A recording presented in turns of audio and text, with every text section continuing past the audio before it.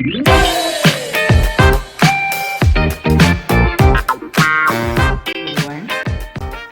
අද රස නිවසින් ඉදිරිපත් කරන්නේ චිකන් රසයට බිත්තර ඔම්ලට් හරියක් හදාගන්න හැටි.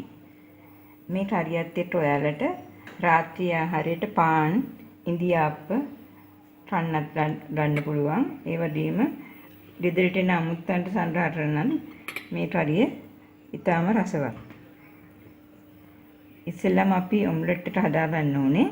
ඒකට ඕන කරනවා බිත්තර 4ක් හොඳින් රසා ගන්න, ලුණු ගෙඩි 2 ප්‍රමාණය, කරපිංචා ඉති 2ක්, අවමිරිස් කරල් 2ක් සීනියට ලියා ගන්න.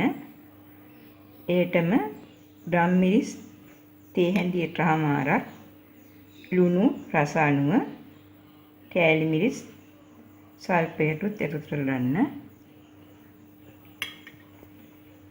ඊළඟට අපි බලමු කරියට ඕන කරන දේවල්.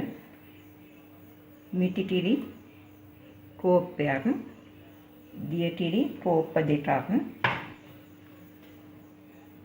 බෙදපු මිරිස් මේස හැන්දක්, බෙදපු 3-5 තේ හැඳි 1මාරක්, ලුණු රස අනුව, කරදමුළු 2ක්, කරාබුනේ 2ක් තලා ගන්න, තක්කාලි ගෙඩියක් පොඩියට කපා ගන්න, රම්ප, කරපිංචා, කුරුඳු පොඩි කැබැල්ලක්, ලුණු ගෙඩි 2ක් පමණ පොඩියට කපා ගන්න, අවමිරිස් කරල් 2ක් කපා ගන්න, සුදු ලුණු ඉඟුරු පොඩියට කපා ගන්න.